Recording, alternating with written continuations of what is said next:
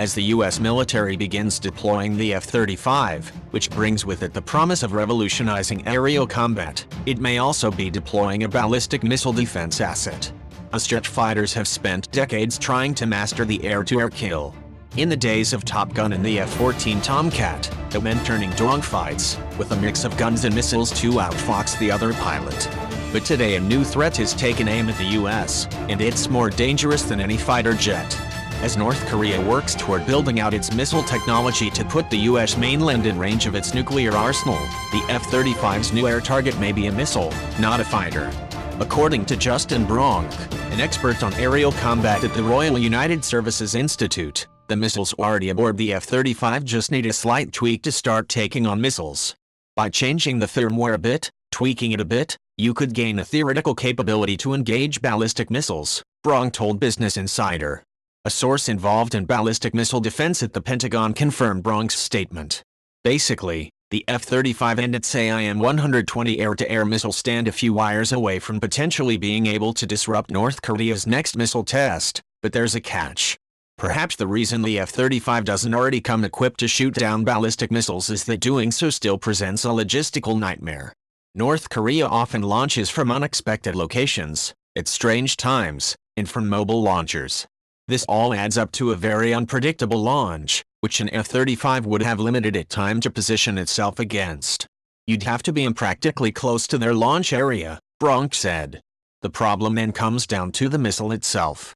Given that an AIM-120 burns for 7 to 9 seconds and then coasts, and a ballistic missile does the opposite, all while climbing, Bronk explained, the F-35 would have to engage the missile from very close.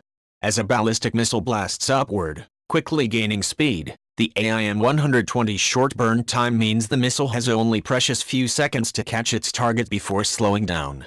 During those seconds, the ballistic missile only gets higher and faster. A more likely ballistic missile defense situation spearheaded by the F-35 could capitalize on what the U.S. military does best, networking complicated systems and getting support from linked assets. The F-35's AIM-120 is just 12 feet long, undersized for this role. But the U.S. Navy's Arleigh Burke-guided missile destroyers carry several 21-foot-long interceptor missiles. The F-35's designers built it to integrate easily with the Navy's targeting system, so the F-35 can find, track, and provide targeting info to missiles fired from ships or even other jets. If you had F-35 loitering as close as possible but not in the airspace, with its sensor packages tuned to pick up a ballistic missile's infrared signature, Bronk said, it could function as a forward part of the warning chain. This approach would allow the F-35 to stay out of North Korean airspace, which could be seen as an act of war. Instead, the F-35 simply tracks the ballistic missile, and a U.S. Navy destroyer shoots it down. The F-35's deployment to Japan and its involvement in the ballistic missile defense discussion comes at a time of extreme tensions between the U.S. and North Korea, with both sides reportedly announcing intentions to escalate further.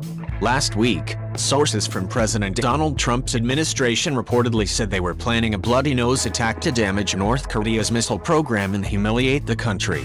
South Korean media reported on Thursday that North Korea may be planning a satellite launch, which looks very much like a missile launch but instead deposits a satellite in space. In North Korea, missile launches are key propaganda events and vital to the military's research and development. For the U.S., the F-35 is the most expensive weapon system ever made and one that has yet to deliver on its promise of changing the game in aerial warfare.